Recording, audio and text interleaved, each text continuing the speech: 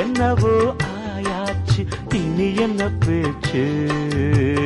பழந்தான் பழுத்தாச்சு பசி எடுத்தாச்சு